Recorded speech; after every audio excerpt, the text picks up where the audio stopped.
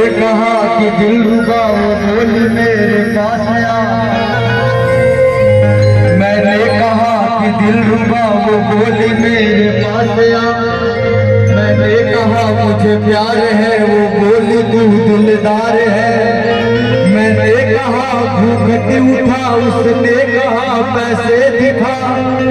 कि मैंने कहा पैसे नहीं तो बोली चलाते ऐसे नहीं।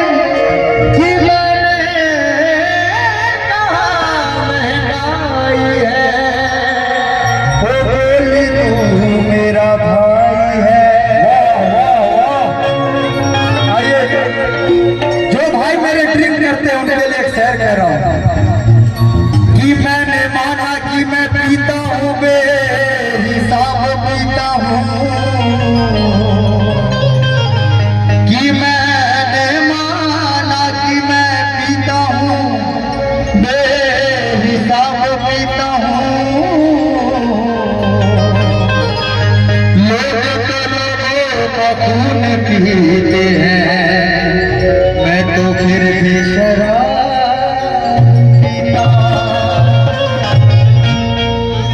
आइए एक गीत मैं रखूंगा उसके बाद हमारे बड़े भैया चंदन यादव जी।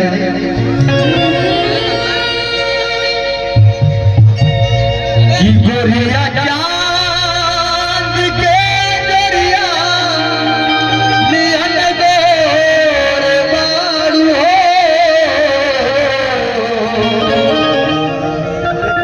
कि गोरिया चांद के दरिया नियन गोर बारू हो। तुहार केहू नहीं खेत जोड़ बारू हो। आई कहना हमें कही के भैया भैया तो गोरिया चांद के दरिया नियन गोर बारू हो। गोरिया चांद के दरिया नियन गोर बारू हो। केहू नहीं खेत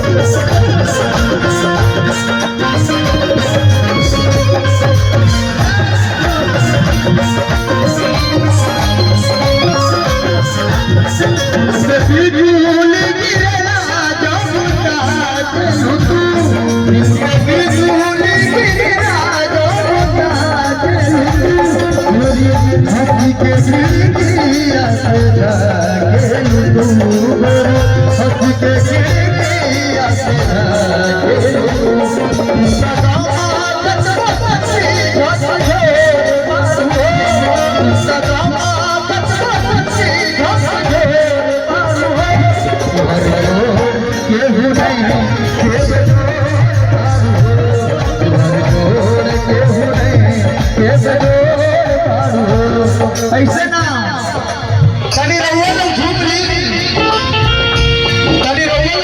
साथ में खाने बदले तोहरे मिजाज धनिया उड़न बाज धनिया उड़न बाज धनिया।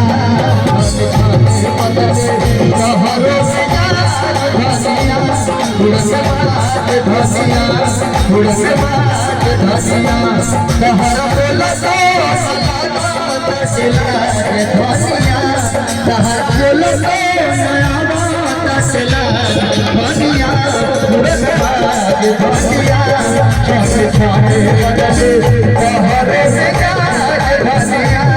धुसबाज धनिया धुसबाज धनिया